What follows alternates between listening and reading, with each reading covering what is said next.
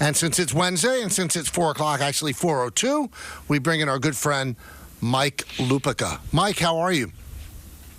Good afternoon, gentlemen. I was just telling Anthony, Tommy John had one of the great lines I have ever heard covering sports. He said to me one day, when you're young and you're in a slump, you're just in a slump. When you're old and you're in a slump, you're old. You're right. And he suffered that too when he was ending it up at 46. You ought to be in the Hall of Fame. Yeah. You ought to be in the Hall of Fame. 50 years ago, that surgery was performed on this date. Amazing. We started the show with some Met fans panicking because they lost a game to the Braves. Do you think that what happened many, many years ago has any impact on what's going to happen tonight or tomorrow, weather permitting? No, I never think that, Michael. And it's a convenient narrative, and we love it. And it's the same old Mets in Atlanta. No, this is a completely new team. This is in so many ways. This is a completely new Braves team from the one they thought they were going to have at the start of the year. Now, if they get swept down here, everybody's going to say, "Oh my God!" It's like which one of those Nightmare on Elm Street movies was Freddy? And I can't ever keep them. All of the Nightmare on Elm Street movies, there, Mike. Yes. So Fred, yeah. So they're going to think it's like a Freddie deal if they get swept in Atlanta, and it was disappointing to see Met Severino pitch like Yankees Severino in the biggest game of the year for him. And I'll tell you what, just watching that game last night and knowing what the Braves have gone through. They're a tough out. They have overcome so much. And you know what?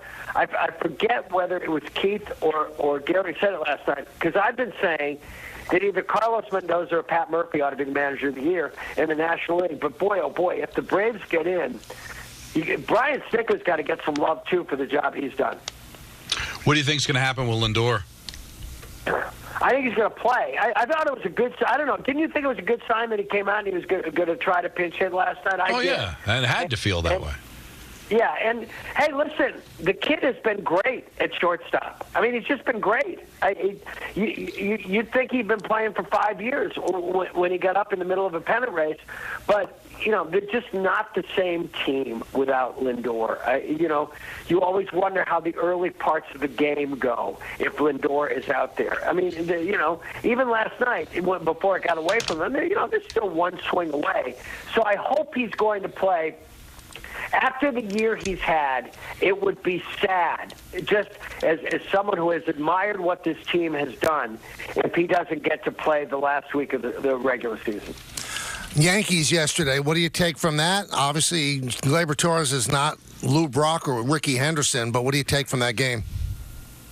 You know what, Michael? I talked to a very good friend of mine who was there last night, and he said that he didn't feel any sense of urgency in the ballpark.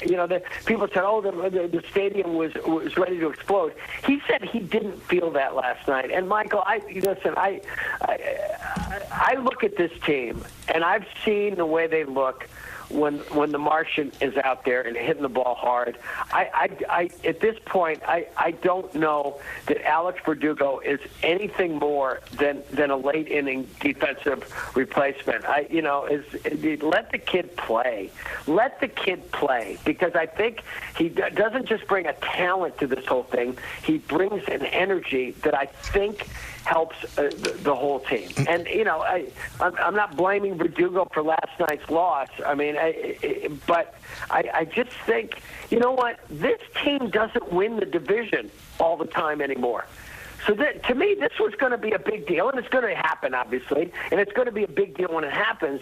But I don't know. I had a kind of a blah feeling watching the game last night. By the way, the Met lineup, if they play tonight, Lindor is in the lineup, leading off and playing shortstop. And for the Yankees, and for you, Mike, Jason Dominguez in the lineup for the Yankees, batting seventh and playing left field. Verdugo not playing.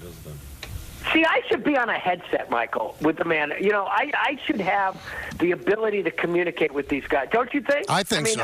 I wouldn't try to be intrusive, okay? But in big moments, I think they'd love to have input from the guys. Yeah, intrusive and you, that just doesn't go together. No, it just doesn't. Not at all. Well, yeah, but I'm here to help. I'm not just here to help you guys on Wednesdays.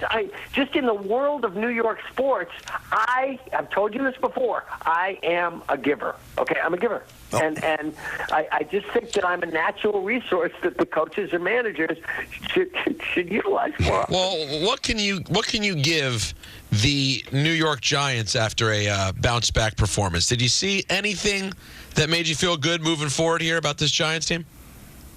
Well, other than number one, I mean, number one, I tweeted this after the game, and I believe this, and this is nothing against what we saw from OBJ when he was a kid, okay? Nabers, if he is blessed with good health, has a chance to be the most exciting offensive player the New York Giants have ever had. I honestly believe that. I believe in the 100 years of the New York Giants. I never would say the most exciting player they've ever had, because LT was the most exciting player to hear that they've ever had. This kid might have enough talent and enough drama in his game to make Daniel Jones look like what he looked like last Sunday, which is a real player. And I was quick not to jump him after the first game of the season. I'm not going to get crazy after the way he's played the last two games. But he played. I thought he played really well, and I don't know if you guys. I don't know if you guys watched the whole game. I kind of watched the whole game on Sunday against the Browns. But even when he's going good, there was one pass where he was under pressure, running to his right, and he just threw the ball up in the air. And how it didn't get picked, I don't know. I called my son and I said, that's still sort of in his genetic code. But after we saw the way the season started, and now knowing that they have a chance to get to 2-2 against the Cowboys, he's not just giving them a chance; he's giving himself a chance to be here next year. See, that's the jumping off point for me. This Thursday game is fascinating. It's the Cowboys. Dak Prescott's 12-0 against the Giants, and then you've got Seattle next week in Seattle, Cincinnati, which is still going to be tough despite their 0-3 start. Then home against Philadelphia. I think this is their season on Thursday. If you can't beat the Cowboys now, when are you ever going to beat them? And how are you going to get off the mat with that schedule at 1-3? 100%. It's always, sometimes you feel like you're getting ahead of the story when you say that a game that is still being played with the calendar saying September is that big. I couldn't agree with you more. They have to get to 2-2. If they go to 1-3 with the schedule that you just laid out, then they're in as much trouble as the Jets have a chance to get going really good if they beat Denver on Sunday. And by the way, look out for this on Sunday if the Jets get ahead of the Broncos, because you know that Aaron Rodgers forgets nothing. Oh, yeah. And so if you think he forgot what Sean Payton said about Nathaniel Hackett last year, you're nuts. So if he's got a chance to put it on Payton Sunday, he's going to do it. Now, before we get back to Rodgers a bit more, to stay with the Giants for a second, am I being that guy, Mike, and that Washington Commanders fan? Or as a Giants fan, do you sort of gulp a little bit when you see what Jayden Daniels looked like on Monday night? No. You had to be excited by that. So far, and I'm not writing off Caleb Williams, and I'm not saying that Caleb Williams is going to turn out to be the kid in Carolina. However, so far, it looks like Jayden Daniels is the C.J. Stroud of the last NFL draft. Mm-hmm. The guy taken second, playing the way he did. That was as close to a perfect game as you could see a rookie quarterback playing in the National Football League. And I loved him at LSU. I couldn't believe it when I was hearing in the run-up to the draft that they were seriously thinking of taking Drake May instead of Jayden Daniels. Jayden Daniels is the real deal. And I'm not saying that Caleb Williams isn't going to turn out to be terrific in Chicago, but sometimes, guys, sometimes you just know. And I'm not ordaining. I'm using the old Parcells line. I'm not anointing him yet. Okay, but you can't accidentally play the way he played against a good team. And so I think he's the goods. And guess what? The Giants better win some games because you know what they don't want to have happen this year? I think we talked about this earlier. They don't want to get passed by the Washington Commanders. Which is very possible. They've already lost one game to them. Moving to Rodgers, we talk to every Wednesday. Rodgers played on Thursday. And the way the AFC, Mike, is opening up with, teams falling by the wayside, if Rodgers plays the way he played on Thursday night, the Jets actually have a chance. They have a chance, Michael. And here's what I'll say about Aaron Rodgers. And I think I might have written this. I don't know if I did. He doesn't have to be 30-year-old Aaron Rodgers. He doesn't have to be MVP Aaron Rodgers. I'm not saying he can't be that. All he doesn't need, if the rest of the team is good enough, he doesn't have to be any more than we have seen in the 2 victories that they've had so far. And there's nothing not to like.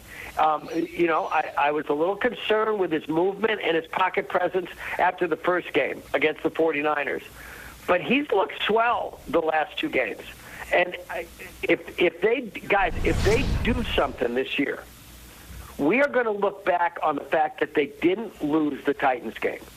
Because they could have lost the Titans game. I mean, it was life and death in the fourth quarter. I mean, fortunately, Will Levis was playing for the Titans. I said to you last week, when you see Will Levis, you think to yourself, wow, how did the Jets not draft him?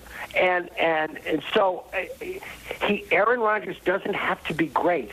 He just has to be very good because the defense righted itself. They've got weapons on offense. And, is Devonte Adams coming? I don't know. Well, that's what I was going to ask you after what Antonio Pierce said about players making business decisions, and certainly not that Adams was one of them. Makes you think that if they're out of it by the time we get to the deadline, I would think the Jets would have to try to do that, right? I would think that Aaron has a light on in the window for his old buddy. And then you think about what that offense would look like with Garrett Wilson on one side and Devontae on the other side and Lazard and the way that the 2 killer bees are playing. I don't know about you guys. I love Braylon Allen. I mean, I love the fact that the oldest guy is handing it off to the youngest guy. But you can thank Luke Fickell, the Wisconsin coach, because I know a Wisconsin friend of mine. I asked him the other day, how did this kid last until the 4th round? And he said, because they wouldn't hand him the ball last year. In your time covering sports in the city, have you ever, who comes closest to having the power as a player that Aaron Rodgers has? Because if he wants Devonte Adams, he's going to make them get him. Who had that kind of power? No, Michael, I can't. I've actually thought about this myself. They are the New York Rodgerses. I mean, they are. And guess what? If you're the Jets and you've been out of the playoffs this long, if you have had so much misery over all the time since you won a Super Bowl, again, you had to make this trade. You have to be all in on this. You don't know how long it's going to last, but if you get a season, and they're in play to maybe be in an AFC championship game in January, if he is blessed with good health, then you would have signed up for this, even if you knew you had to wait a year after you made the trade because you got hurt. So as much as the conference is open, the question is the division open? Because with Miami out, it's between the Jets and the Bills. I thought the Bills would take a step back. It's only 3 weeks. But how do you think they measure up against this current Buffalo team? I think the Bills are great. I can't wait for that game. If there's games that you circle, and now I put another circle around it because of the way both teams have played the last couple. I think the Bills are great. I think Josh Allen. This sounds crazy, as talented as he is one of the most underrated people in the whole sport. He's had the misfortune to be playing big games against Patrick Mahomes at a time when Patrick Mahomes is trying to be the GOAT. But when you look at what he's done, the way he played the other night, no, I'll think the Jets can beat them when they beat them, but not until. Michael, good stuff as always. We thank you for joining us every Wednesday. Thank you, guys. I'll talk to you next Wednesday. It's a blast. All right, Take that care, is man. Mike Lupica, 1-800-919-3776. The Great. I should say that. You're right. Let's go to the phones because we have ENN coming up at 4:30. Kidding me? Everybody talks about that. Let's go to Nick in Astoria. Nick. Hi, Michael. How are you guys? Good. What's up, Nick? Nick? Thing is the defense. I mean, the sun was in his eye in Seattle, and he overran the ball in Oakland. It happens. He's not a terrible defender, but I'd rather in the playoffs have a bat, even though he's not hitting the cover off the ball. Dominguez right now, but he gives you a better chance offensively. You know, when it's a, first and third, one out, I think Verdugo, his bat is just dead, and he's a force on the bases also. If he gets on by a walk, a base hit, he can steal. You saw what he did in Seattle. He stole second after base hit, get to third on a wild throw, and then came home. Well, Nick, I agree with you. Offensively, he's much better than Verdugo, but I'm not over-exaggerating the defensive lapses. Remember, he got called up for that one game, the Little League game. He double-clutched twice in the outfield. I'm sorry he lost the ball in the sun. That's unacceptable in the postseason. You can't do that. Now, the Yankees will always be playing at night because they put the New York teams in prime time, so I don't think we'll have to worry about the sun. And then he just misjudged the ball. I mean, I'm sorry. I'm not over-exaggerating it. He's not a finished product in left field. I don't blame him. He's a center fielder. But you're not going to put Aaron Judge in left because Aaron Judge has earned the right to stay in center field rather than have to redo another position. But he's not a great left fielder right now. But the thing that would scare me, to the caller's point, is that I can understand him feeling nervous about the offense because there were times this year where it was Soto, Judge, and no one else. So would it be a bad idea to just put a better bat in? Yes, defensive mishaps can cost you series. But what's really cost the Yankees over the years has really been a lack of hitting. It's really been the offense that's betrayed them. And I would be little afraid that we would get back to what was the underbelly of this team during the course of the year, where nobody hit besides Soto and Judge. And if that happens again, then it could be an early exit. You need other bats to step up, and he could be that bat. You know what? That could be the way they go. I mean, you'll see the decision they make, and I have no idea what decision that is because I haven't received marching orders yet. But you got to check your text. You'll see the decision they make. What's more important, the bat or the glove? Because if it's the glove, it's going to be Verdugo. Now you could do both. You could split the baby, as they say. You could say, okay, we're going to start Dominguez, and in a close game in the seventh inning, we're going to bring in Verdugo. And that makes sense, defensive purposes, right? I guess it really depends on how it goes. That's why I think he'd be on the roster, Michael, just because it would be nice to have that bat. If things do get cold, how do you trot an automatic out there? As well as he plays defensively and more experience, if the bats go cold. Now, part of the reason that they struggled, Michael, when it was just Soto and Judge was when there was no Stanton. You're going to have the healthy Stanton, you would think, in the postseason. So maybe they consider that as being that extra bat that they need. Let's go to Chase in Manhattan. Chase Manhattan, get it? What's up, Michael? Sound Peter, great talking to you. But I just want to say, dismissing, the Mets fans' concerns of, you're, believing ghosts. The same exact thing happened 2 years ago. It was, this team's different. They're winning 100 games. They're excellent. And they go down to Atlanta with their pitching lined up, and they shrivel. Completely just, No, but I get it. But how does that impact this year? There's a lot of the same guys. And it's all No, the they same don't. talk. DeGrom and Scherzer started that series. They don't have the same guys. Iglesias wasn't part of the team. Lindor, Vientos wasn't part of the team. But the thing is, it's not the same. Both were on that team that time. No, but it's not the same because they were fading in September. And the Braves took advantage of it, and they got swept in that Braves series, and that cost them the chance at the division. But you saw as September was going, they were losing games to inferior teams. I got to punch up the schedule. We were just going over that series to the Braves. They were fading, Michael, and the Braves took advantage of it. Turned out the Braves were the better team. Yeah, they won 101 games, but it's not the same. Look how the Mets have played since May 30th. Look at what they did to the Phillies in that 4-game series at Citi Field. So, yeah, it may happen again. I'm not ruling out the possibility, but you can't just say same old Mets because they lost one game to the Braves 5-1 and say, see, it's exactly the same as 2022. It's not. Take a look at what they did in September going into that Braves series. Right? They were just not a very good team. They split a series against Miami that they could have very easily won. They got swept by the Cubs at Citi Field. They lost 3 games in a row, 2 at home against Washington, lost to Pittsburgh 8. So you kind of saw it. At least I did. I saw it coming, Michael. I don't see anything coming here. Do you? I just see them actually getting better. All right, they lost the game. They lost on Friday 12-2 to Philadelphia. Did they get off the mat on Saturday and Sunday and win those games? So at least it looks like it's not the same old Mets. Well, I mean, was Alvarez part of that team? Alvarez was called up, if you remember, for that late run, and he was in over his head. Remember, I think he went 0 for 8 in that series. Remember, they called him up late. So he was a part of that. And Lindor was a part of it. And Alonso was a part of it.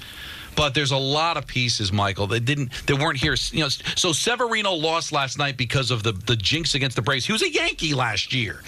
Wasn't a Met, wasn't feeling it, and the Mets split the 10 games versus the Braves during the course of the year. So, Michael, that's going to be the narrative that they get swept. I mean, how could it not be? And if they get swept, then we could talk about it. But after one game, you're going to cash in your chips. Here we go again. I mean, my goodness, enjoy your life, enjoy the team. They've given you a summer you never thought you were going to get. You'd given up on the team. They were 0-5, you were jumping off ship. So, I mean, they had a bad first month, you were jumping off ship. They've given you such wondrous times, and you're going to jump ship after one loss in Atlanta. I mean, I don't understand the mindset. I don't get it. Well, to understand the mindset is to understand the Mets. And listen, the Braves are a thing, Michael. The Yankees have it with the Astros. It's nothing compared to the Mets and the Braves. I mean, this goes back to the 90s. It's always been there. And let's face it, I'll be the first to admit it as a Met fan. The reason the Mets got to the World Series in 2000 is because the Cardinals picked off the Braves. Because the Mets probably would not have gone. That would have been back-to-back Yankee-Brave World Series had the Cardinals not beaten the Braves. It's just something. But those Brave teams were amazing. They were one of the most incredible National League teams we've ever seen. They couldn't win in the World Series, but boy, they were really good during the course of the year. But this Brave team is not those Braves teams because of the injuries that they've suffered. And I think the Mets right now are better. All right, last night they weren't. But last night, that's just a game. Can we at least see how it plays out tonight? And, Michael, if they get beat by Sale, Sale's beating everybody. You're going to win the Cy Young. Is it circumstances or is it just same old Mets? We'll see. They got 5 games to prove me wrong. I have tonight's Yankees starting lineup right here on 880 ESPN. It's brought to you by Bigelow Tea. Torres in second base leads off. Juan Soto on right. Aaron Judge in center. Austin Wells behind the plate cleans up. Giancarlo Stanton, the DH, will bat 5th. Batting 6th, playing 3rd. Jazz Chisholm Jr. Jason Dominguez in left field will bat 7th. Batting 8th. Playing first base, Anthony Rizzo. Anthony Volpe, the shortstop, is going to bat 9th. Marcus Stroman is starting for the Yankees in place of Nestor Cortez. If you just tuned in, he's on the IL. Went to see the doctor. His left elbow is barking, so a 15-day IL. The earliest he will join him, barring another injury by another pitcher, would be at the start of the ALCS. That's tonight's Yankees starting lineup, brought to you by Bigelow Tea. Bigelow Tea is a proud supporter of the Michael Kay Show and the official hot tea of the New York Yankees.